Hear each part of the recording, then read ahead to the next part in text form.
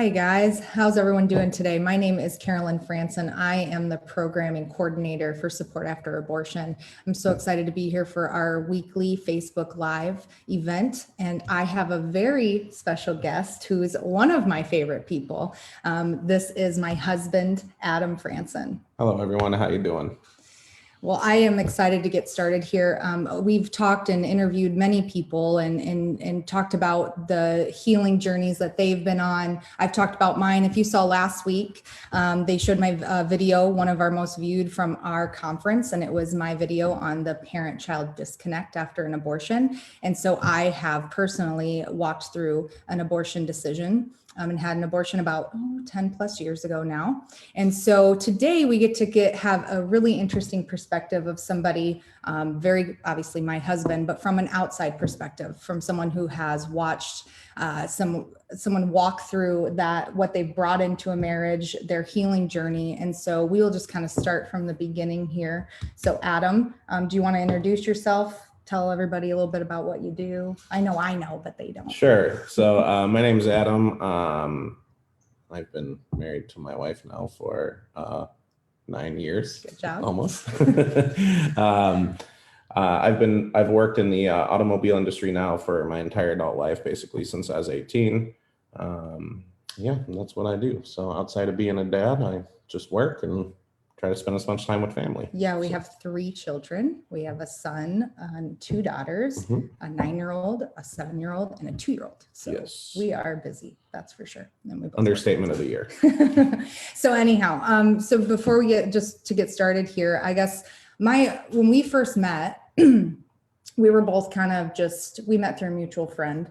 And it was about 2 years after my abortion. And I still hadn't really been sharing that. I hadn't told anybody. And so we entered into a relationship.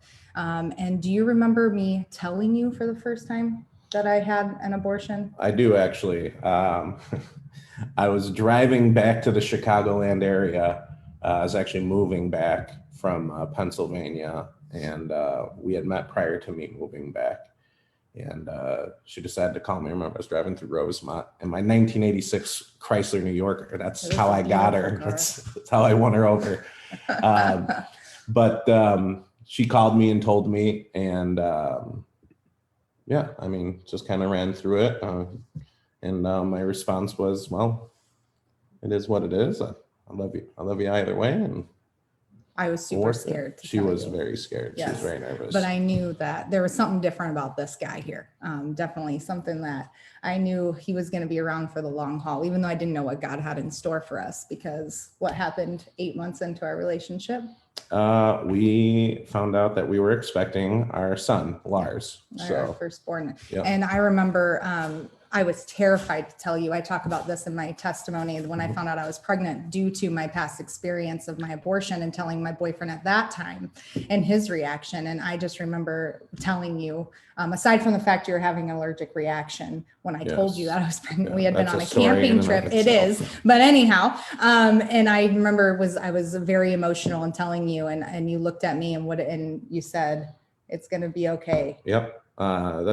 Looks like we're having a baby. Yeah, looks like we're having a baby. She's like, what are we going to do? I'm like, oh, we're going to get married. That's what we're going to do. Yeah. And I said no, but again, that's due to some other stuff in my past. But when it comes to, that just shows right there. Like we talk about a lot on here, people, when they tell their stories of not having support and not having someone to walk alongside them when an unexpected pregnancy happens. And so for me, I can tell you from having both someone who was not supportive and then also now someone who right away was just like, well, we're going to do this. And then I'm in here and with you. But sometimes, unfortunately today, I don't feel like that happens a lot in these unexpected early relationships like we were in. And so I don't know if you want to talk about that from a guy's perspective when an unexpected pregnancy happens or. Yeah. So I think the biggest thing is just from talking to other guy friends of mine and people from different backgrounds, a lot of men think, well, as long as I say, whatever you want to do, whatever your decision is, I'll be supportive. And on the surface, I apologize. On the surface, that may sound like a supportive thing to say, but in reality, it's kind of a way to take a step back and not take responsibility. So I think it's really, really important for men to step up to the plate, tell the woman that you're involved with that you're going to be a dad and you're going to be there for them. I mean, my reaction was, we're going to get married. And that wasn't the only reason I wanted to marry her. I love her, obviously. I mean, otherwise we won't be sitting here doing this together, right? But you know, just stepping up and being there and realizing that you do have a say, and that with some support and trying to think of a tactful way to say this, just, you know, don't be afraid of sharing how you feel, right? We have more say than what we realize. Not that we're in control of the situation, but we're definitely influencers. And I just feel like men today really tend to take a backseat in this type of decision making because they've been told that they don't have a say, and you do. And it's important to be a strong man about it and be a supportive man to the woman that you love, and be there as a father. So that's my take on it. Absolutely. Yeah. And it's just having that support and having that someone come alongside of you, and definitely the person that you've created this child with, just really changes the whole dynamic. Yeah. So thank you for that. Yeah. And one other thing I will say, I know a lot of men who are in this position get scared and they start thinking, well, how am I going to support a baby? How am I going to take care of this woman that I'm involved with? And I'm going to tell you that it's not easy, but it's definitely doable. I did it, and I'm no smarter than the next guy, right? It's just a matter of having a little bit of grit and figuring it out and making the decision that you are going to do everything you can. So for any guy that's watching this, or any guy that does watch this, just realize that you have the ability to do what you need to do. And it's okay to be nervous, but don't be scared, if that makes sense. Yeah, it does. Yeah, we actually have a couple questions. Those really good. So first of all, Jessica just said, do you think men take a back seat because they are told it's the woman's body and her choice? Yes, I do believe women or men tend to take the back seat because they're told that. But my rebuttal to that would be that it is her body, and though on a legal sense she has the choice, but sometimes they make decisions because they feel like there's a lack of support, and that's our job as men. Yeah, and it's super great to have that strong person to rely on. I can speak from experience. So, and so once I kind of mentioned in the beginning, like my abortion experience, but also many other things that I have explored in my upbringing and our roots, like we have talked about plenty of times on here. We bring baggage into a marriage on both sides, right? And you know, we definitely weren't together very long when we got married, and we were very young, and we had a child right away. And so there were a lot of things that I think kind of distracted from just really getting to know each other on a deeper level and not having great communication. And so as I've been on this journey, I just want to hear from you on kind of, I hate saying the sidelines, but you are like my biggest cheerleader. So I guess that's kind of the same literally thing. And figuratively. Yeah, please, no skirt though, or anything like that. No, just a big guy. But from the outset, watching someone walk along, not through obviously my abortion healing, but the other healing journey that I've been on, what has that been like for you? Because I know it hasn't always been easy, right? Yeah. So I think there's been a lot of growth for both of us, quite honestly, in our ability to communicate. You know, they say opposites attract. Carolyn was the type that if she was upset about something, or there was something pressing on her emotionally or spiritually, she would recluse a little bit, right? She didn't want to have the conversation in that moment. Where I am the opposite. In fact, I could be so direct that it hurts sometimes. So over this time, Carolyn has learned how to communicate, and she has her own way of doing it, but it's certainly in my opinion, a much better way, and it's much easier for me to understand what's going on. But at the same time, I've also learned that there's nicer ways to say things and communicate things. And it's really important to be honest and direct with each other, but delivering it in a way that's not hurtful is really important. Just as important as it is to deliver the message in and of itself and not just hold it back. So, yeah. And we're definitely not perfect. We're still on this journey and we're going to continue to be on this journey.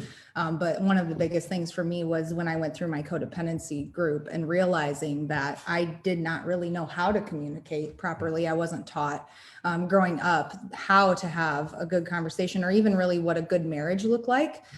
Definitely not having a relationship with God. And I would say, you know, when we first started our relationship, neither one of us, I mean, you came from. Yeah, I was raised in the church, but at the time that we met, I wasn't living as a Christian. I was doing things that I shouldn't be doing and living my life the way I wanted to in that moment. But I will say that having our son is definitely what got me back into the church. And it also helped that I had somebody that I wanted to grow with. So that was definitely a thing. So yeah. And so putting God first in our marriage has definitely been something that has been completely life-changing, as it should be, and there is. And so that's been, you know, not just growing with each other, you know, on a communicative level or anything like that, but growing spiritually together has really been the key thing in our relationship and has helped us along this journey so far. For sure. And so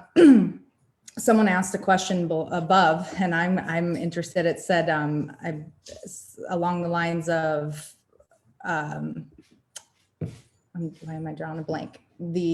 How has it been with my transparency? So putting out my video, I do have a video that I did my first testimony. I've also spoken at our church before and also done some conferences and spoken kind of on a platform and on Facebook about my experience, my abortion experience. How is my transparency? How did you handle that? What was that like? So, I'm not the most emotional person in the world. So in regards to Carolyn's journey in the beginning, before she went public with it, I just saw it as something in the rearview mirror and I didn't really link much to it.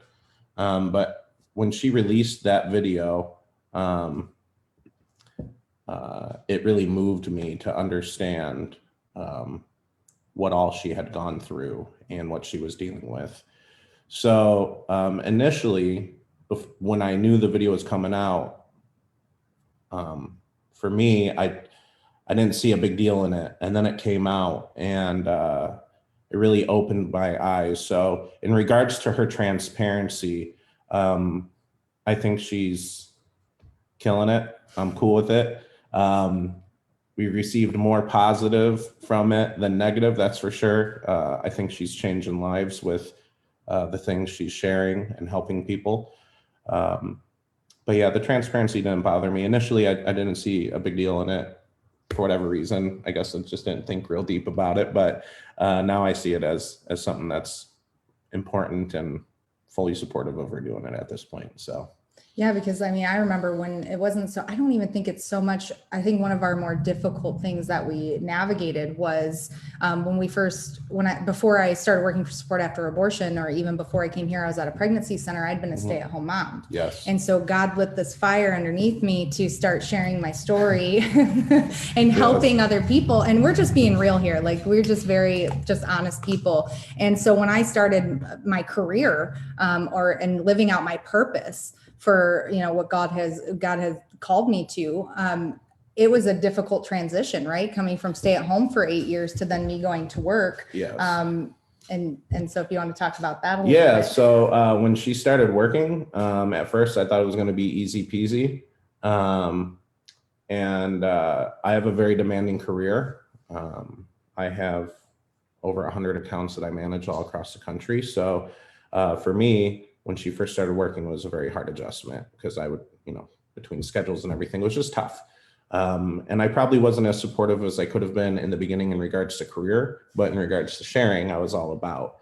But over time, I've made the adjustment, and I have to say that the joy that my wife finds in helping people is very fulfilling for me to watch. So definitely a better place for me now. So. Yeah. We have another question here. Mhm. Do you think her video helped to humanize abortion for you? Could you place yourself in her shoes? So humanize abortion. Mm-hmm. I don't really know how to interpret that, but could I place myself in her shoes in the moment that she made the decision? Um, I guess in her position that she was in, I understand how that seemed like a good decision at the time, especially considering the world that we live in. You know, it's just a blob of cells, is what we're told, right? There's no aftermath, so to speak. But I myself have always personally been pro-life. Mm-hmm. So I don't believe that it would have been a decision that I would have ever made, but I was never in that position, so I can't say for sure. But I certainly understand why she thought at the time it was a good decision. And in the end, God uses it, right? It's as hard as it has been for her and even for me to grow through with her. God's using it in a really powerful way. So I'm not going to say it's a good decision that she made, obviously, but God certainly has a way of using it for some really awesome things. Yeah. And, you know, that's just the whole, when I say like we bring stuff into the marriage, and we talked about that a little bit, you know, I was a very angry person. Mhm. And we always say that abortion affects more than just the person that makes that decision. And that even includes relationships after the abortion, like not just the relationship within the boyfriend I had at the time, but I brought that anger and that resentment and that Mhm. guilt and that shame into my marriage. And like even with parenting our children, I talk about that in my video, about the disconnect, you know. And I remember when I made my first testimony video that the first time he watched it, I talk in there about how when my son was born, I really had a hard time because I was really faced with my decision from, you know, 3 years ago for my abortion. And he never even knew that, because I got, you know, I was able to put on my fake face and just power through, you know, how we just cope. And that's how I coped, was shoving stuff down. And so when I remember when that video came out and he saw that, he even said, you know, not only did he get emotional watching it, but that he looked at me and said, I never even knew you felt that way. And so being able to see not just, you know, the change within our relationship, but even the change with our children. Yeah, for sure. And parenting that way. For sure. Yeah. Clarification.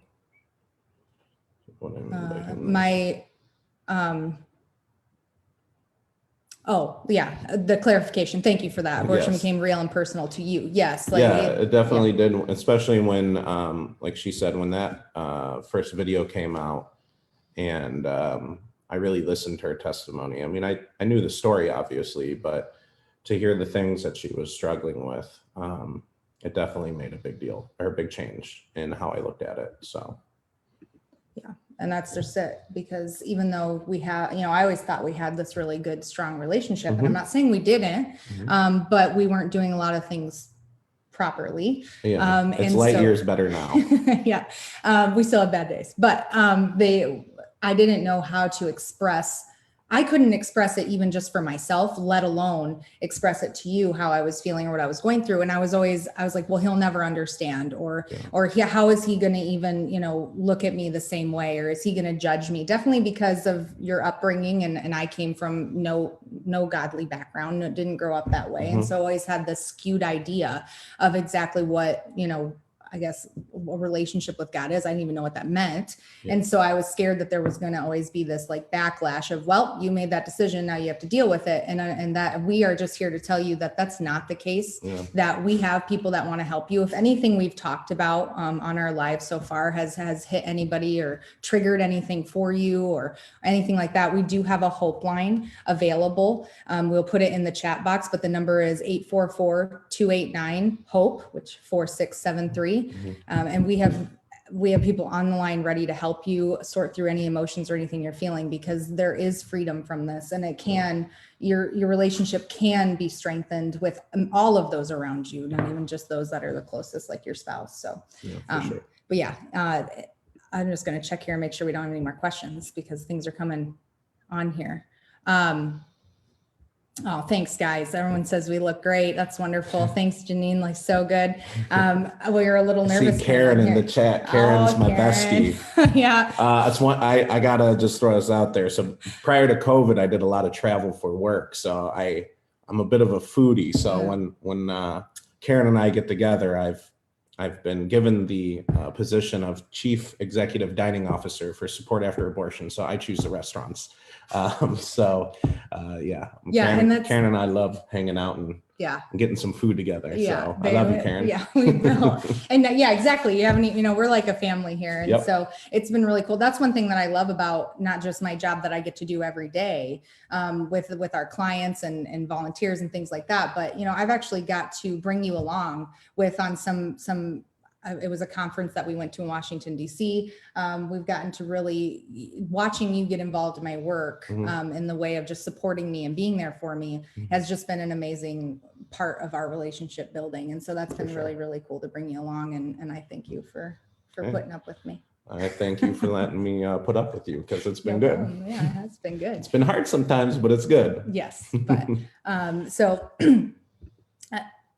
we are just again, if you guys have any questions, anything you want to ask, is there anything you left out, anything you would like to talk about that maybe we didn't, that you've noticed or seen or that's really impacted you? I think just seeing some of, or really meeting some of the people that my wife has been involved with, whether it's Karen or seeing the work that Lisa does or meeting the few people in the different pregnancy centers that she's worked with. I'm horrible with names. We spent some time at a pregnancy center in Washington, D.C., where I got to see what these different organizations are doing to help. And I think that's been really impactful for me and kind of brought a different perspective on what being pro-life means to me. So definitely.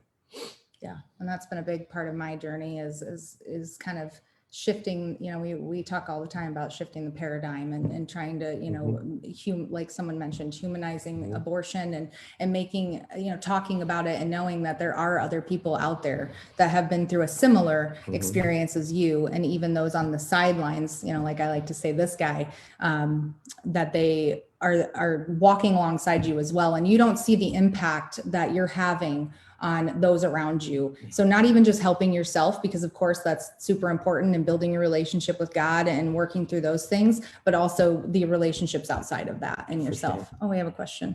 We got two questions. How was it for you when Carolyn couldn't hold Lars when he was born? So in that moment that it happened, I didn't understand why it was. I thought she was just like freaked out that she just had a kid because it was her first, right? So in the moment, I didn't think of a big deal of it. I just wanted to give her the baby first because I thought she should hold the baby first. And that was not what was going through her mind. Fast forward, however many years later it was when that video came out and I saw or heard why she didn't want to hold the baby. That really kind of broke my heart a bit. But obviously she's worked through it and she's pretty awesome. So this guy's pretty awesome. You try. How do you see husbands getting involved more? That's a good question. So I guess that really depends at like in what point of this process or what you all are doing. But I think husbands, and it really is going to vary on family dynamics, I suppose, not to be an over analytical nerd. But I would say that I think husbands just being supportive of their wives in seeking healing and participating in it where they can, and being understanding is a big piece of it. I'm not always good at being understanding myself. So sometimes I just think it should be a certain way. But getting past that, and I just think that for any man, whether it's a husband or boyfriend or fiance, as long as you have made the conscious decision to step up and do what you're supposed to do as a man and being supportive and provide to the best of your ability and protect the woman that you love and the kids that you have, I think that's the best way that a man can be supportive.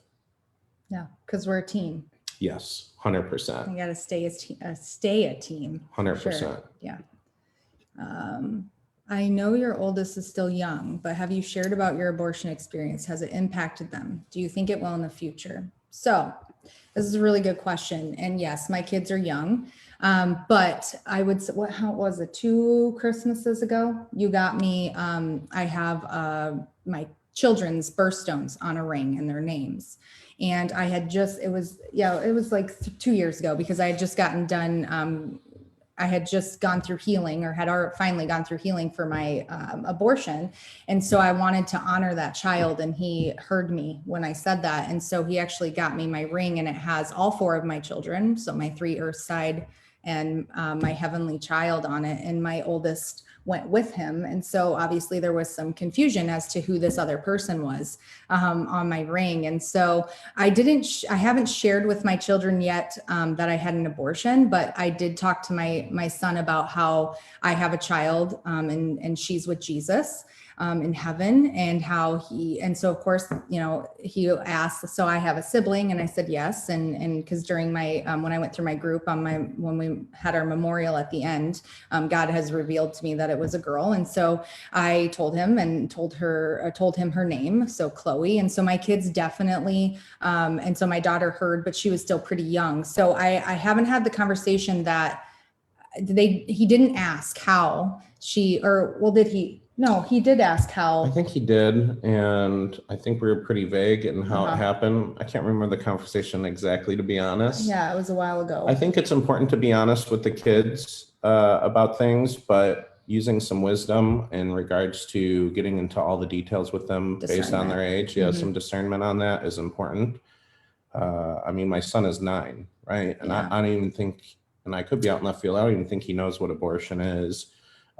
He may, but I just don't think that he's mature enough yet to really emotionally to really understand. But he does know that I have another child, and that she is in heaven with Jesus. And really, from what I remember, that's all he really needed. Like he didn't, he's young enough that he didn't need anything else other than that. Obviously he was upset, but he said, well, I'll get to meet her someday too. And so we all have that hope. And so he knows that. And really, when he's ready, or if he starts to question things, then we'll have that conversation. But yeah, that's a tough one. And I know that's tough for a lot of people to have those conversations. And so when God reveals the timing for that and his maturity, then we'll have that conversation. I think eventually he'll definitely know. It's just a matter of waiting till he's ready. Yeah. So that's good. That is so beautiful. Awesome. So I think that's it. I hope I didn't miss any questions, or if there's anything I didn't see in there. This again is my first Facebook Live Mine too. my own. Yours too. Oh, there you go. We're just in this together. We just get to have a good time. But no, with Teamwork support, makes the dream work. It does. And so again, though, if you have any other questions, please, we'll try to answer them. And I would say one thing that I forgot to mention is you have also been not just me healing. That's been something you've seen and then has inspired you, but you've done your own too, maybe not so much with through support after abortion, but with our church, and you've kind of been through some groups with the men's groups at church and things like that. Yeah, for sure. Well, I would say this to any man that does watch this, and I don't know how big your male audience is, but I hope a lot of men see this. It is important to surround yourself with other strong, godly men. Bible says iron sharpens iron, right? So I've attended a few different men's groups at my church, work allowing it, right? My work schedule can be a bit hectic, so sometimes I don't always get to attend, but when I can, I do. And I will also say, I went through a freedom conference at my church, and I got a lot out of it. So I haven't gone through any support after abortion type of healing, but I've gone through my own personal journey. And I think it's really important for men to kind of step up to the plate to take care of themselves too, spiritually and emotionally, so that you could be a better husband, boyfriend, or fiance to your wife or wife-to-be. Yeah, because we all have trauma. We all have things in our past that we have to work through. And I wasn't baggage free, I assure you. No, I thought you were perfect. Well, I didn't want to come out and say it, but since you mentioned it, yeah. Oh yeah, it's very good. But no, in the end, it's just continuing to work on ourselves, because we want to give, God wants the best version of us, and not just for his, but to then, bring more people into his kingdom, and sharing our stories and our testimonies and our pains and our hurts and our darknesses that he's helped us pull out of, is really impactful. And so we just want you to know that we're here for you to help you. And again, our hope line will be in the chat box. If anyone, is struggling, or if anything hit home, please reach out. We have people to help you. And who knows, maybe we'll have this guy on again. And I kind of like him. He's okay. I'll keep him around, I guess. I'll bring food suggestions to pass along to Karen via the Facebook Live, so we can plan our next dinner date. Oh, okay. Yeah. They maybe they'll let me come along. So we'll see. Depends. Best buds. But anyway, thanks guys. It's been wonderful. And we'll see you again in a few weeks. Yep. Thanks.